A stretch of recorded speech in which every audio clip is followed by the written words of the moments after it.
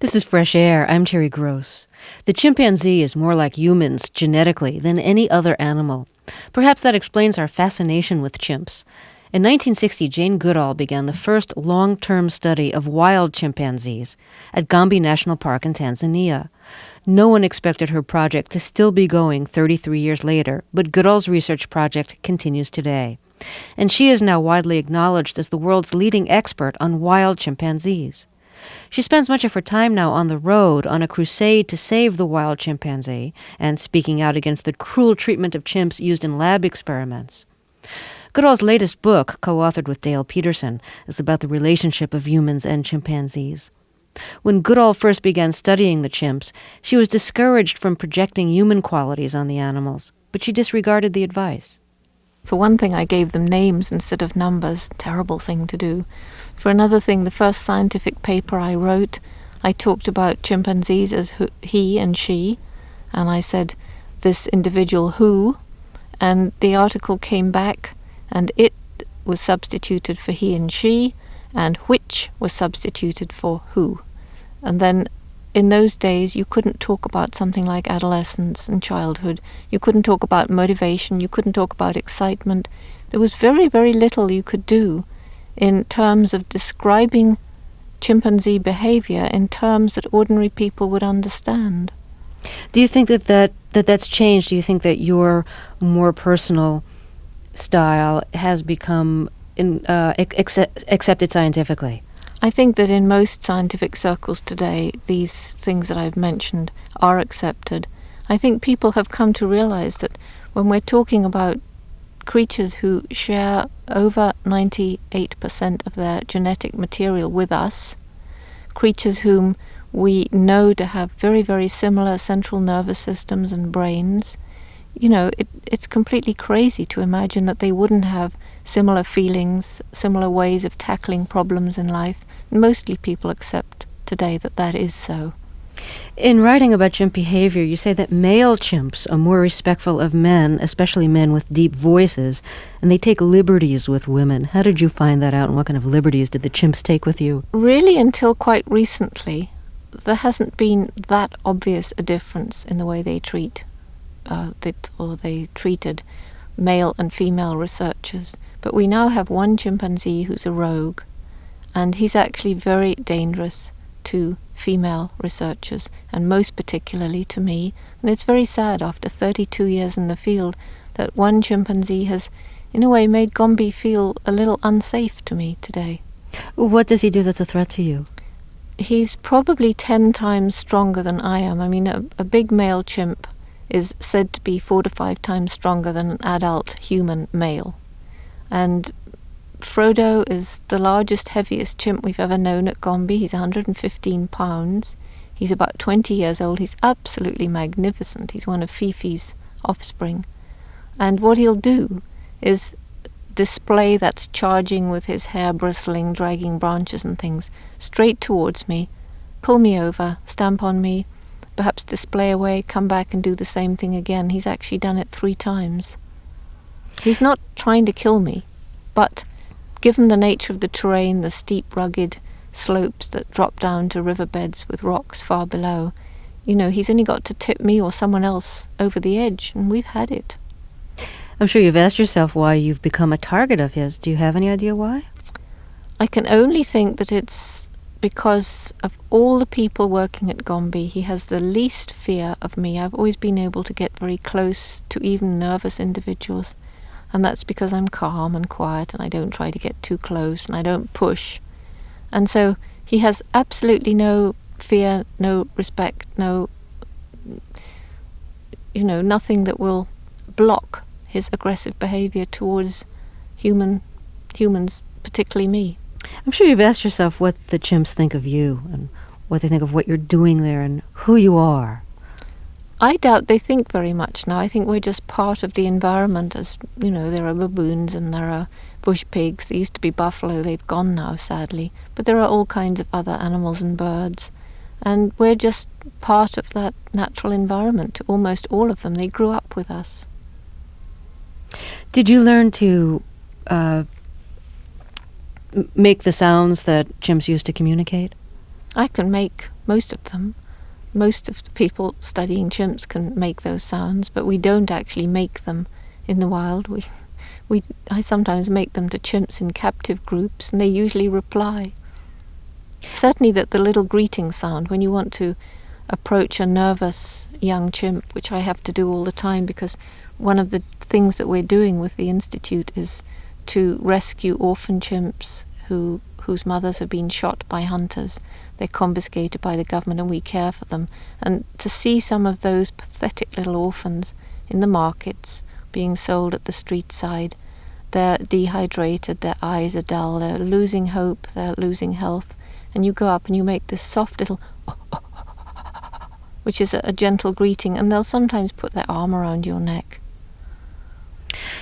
How come you wouldn't use that language in the wild? Because we've always tried to be as unobtrusive as possible, to keep in the background, to let the chimpanzees get on with their lives, not to try and communicate with them, but to be part of the environment that they will ignore. And, apart from the occasional problem, such as with Frodo, that's the way it works. They accept us, they trust us, we can follow them, and they can get on with their lives. What else would you say to a chimp in captivity? Well, I sometimes make the distance call, which chimpanzees at Gombe make when they're calling out from one side of a valley to the other, and they're basically identifying themselves, or perhaps questioning, who's over there, I'm here. Is that a sound you could demonstrate for us? Well, I can demonstrate it, but I just lean away from the microphone because it's rather loud, but...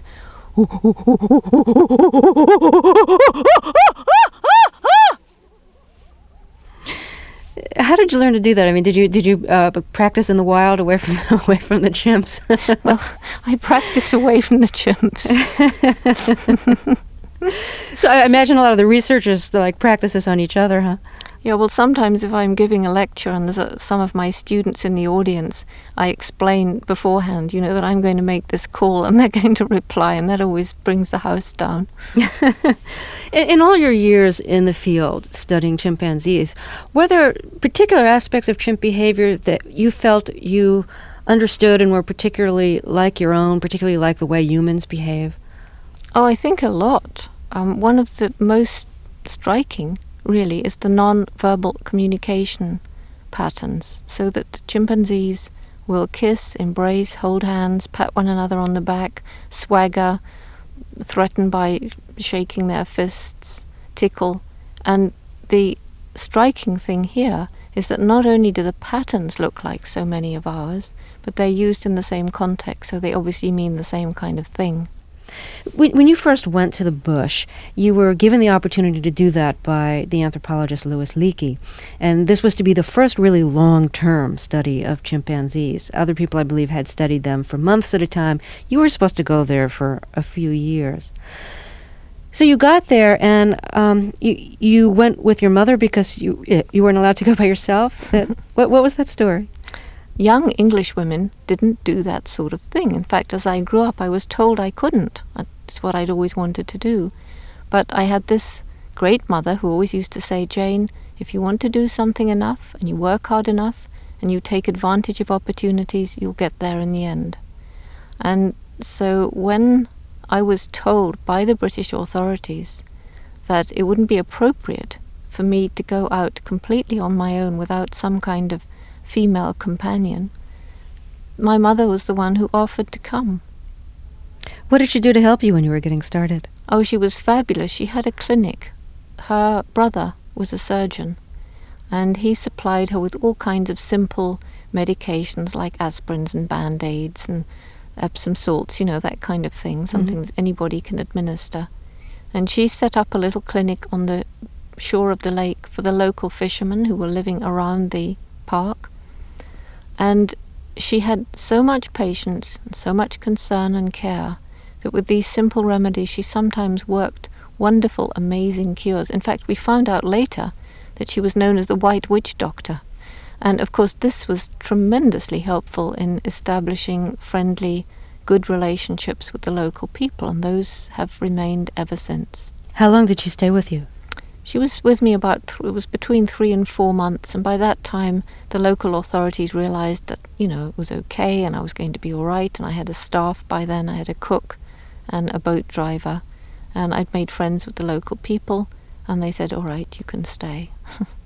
When you got to Tanzania and you knew you were there to watch and research the chimps, were they easy to find? No, they used to run away. The first moment they saw me, they would depart into the undergrowth, and it was very frustrating. But gradually, from an open rocky peak overlooking two valleys, one on the north, one on the south, using my binoculars, wearing the same coloured clothes every day, they got used to this queer white-skinned ape who'd appeared so surprisingly in their midst. And so gradually I was able to get closer and closer and learn ever more about their fascinating behaviour.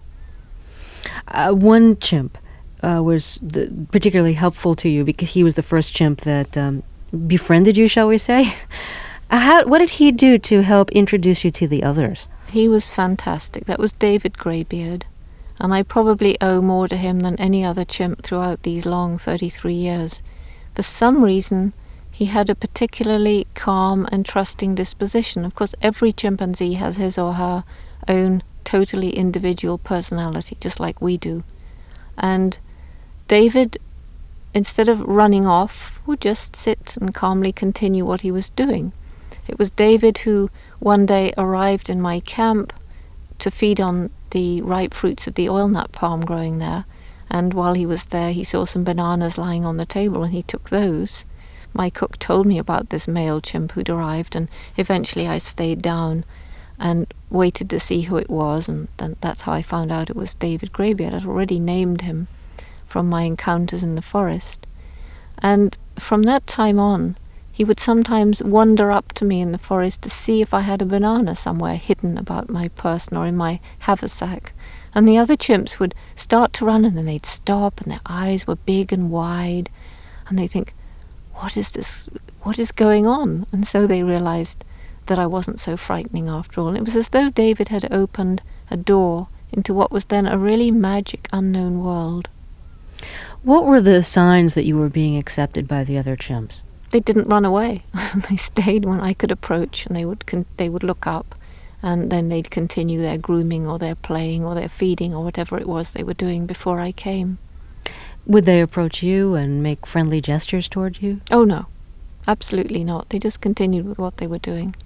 Did it ever get to that point as time went on where chimps would come up to you and be friendly in a conscious way? Well, you see, we tried to discourage all that kind of thing. They would sometimes come up to peer if there was a banana anywhere, but as we discouraged any kind of contact, we didn't really have that much. There was one short period. It was before I realized we could make this a really long-term study, and it was so exciting to be able to go up to and groom a completely wild adult male chimp, David Greybeard.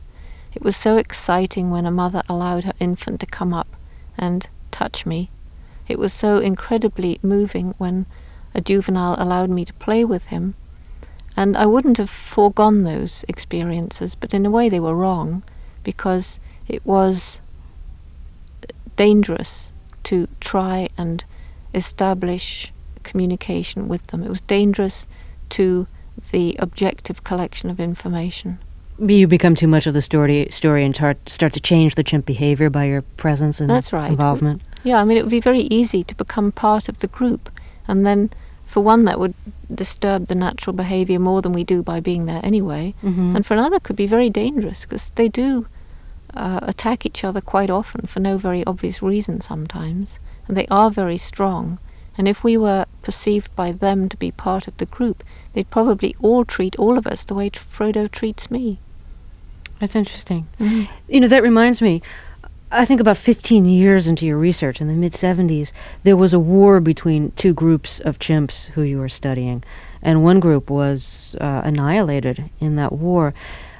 Did you know that kind of fighting occurred? No, we knew that the males of one social group, which we call a community, patrolled the boundaries of their territory.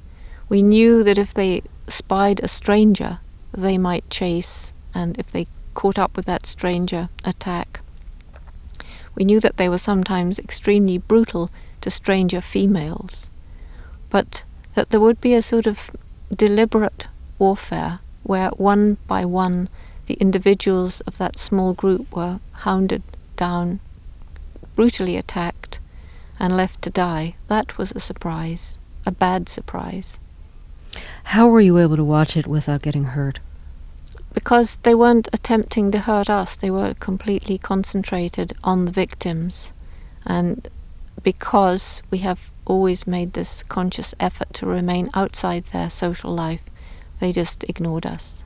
But it's very frightening to see chimpanzees so aggressive when you have 5 or 6 fully adult males attacking one victim. It's extremely brutal, and it teaches us that just as chimpanzees have very many of the characteristics that we see in ourselves of compassion and love and altruism, so too can they show a dark side of their nature. What's their method of fighting? It's stamping, sometimes biting, dragging along the ground. Those are the main components. Were you at first gravely disappointed that the chimps had the potential to be as violent as we know people can be? Oh yeah, I mean, I used to think, well, they're very like people, but nicer.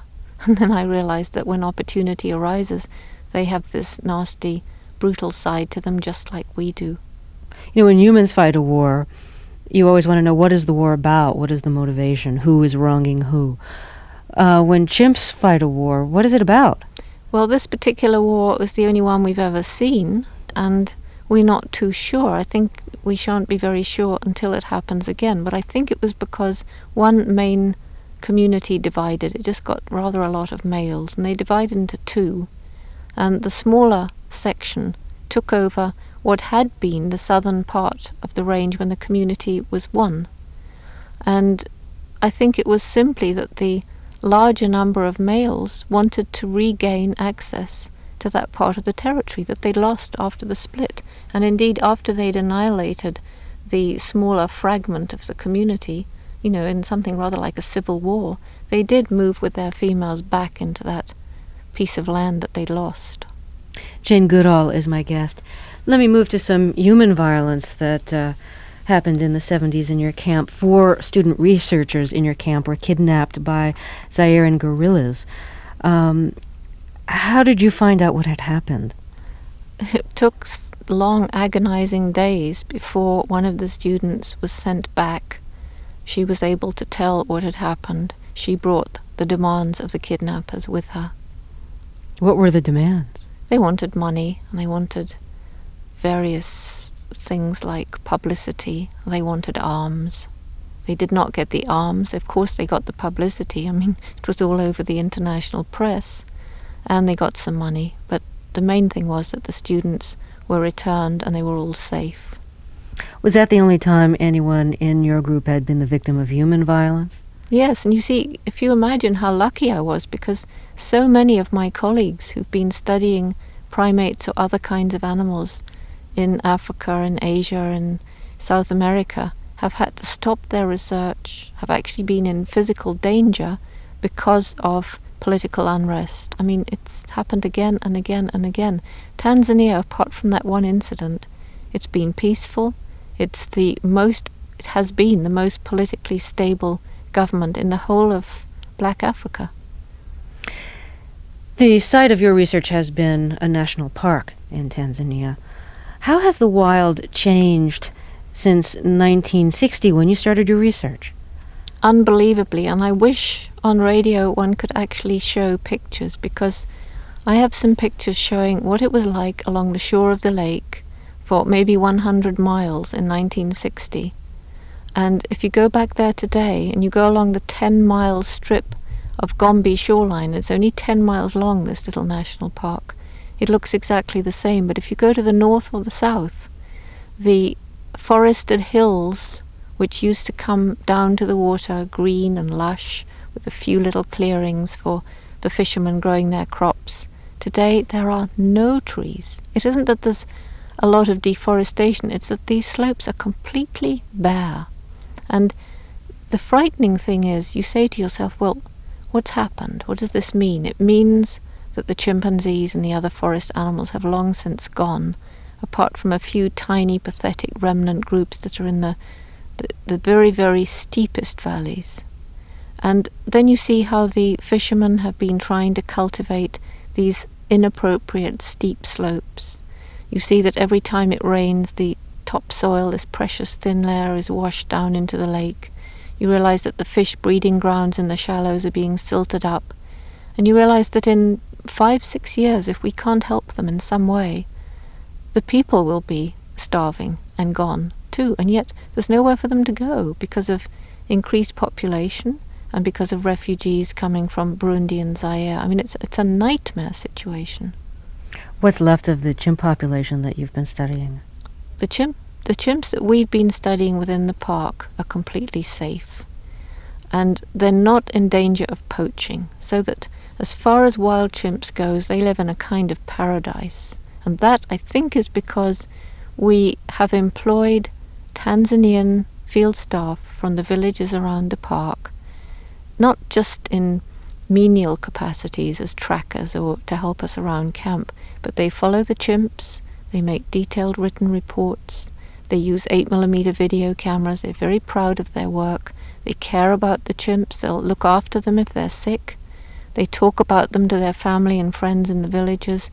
And so, you see, there's no danger of poaching. Plus, by doing this, we're helping the local economy with the wages that we pay. Jane Goodall, I thank you very much for talking with us. Thank you. Jane Goodall co-authored the new book Visions of Caliban on chimpanzees and people. The Jane Goodall Institute is headquartered in Tanzania with an American branch in Tucson, Arizona. I'm Terry Gross, and this is Fresh Air.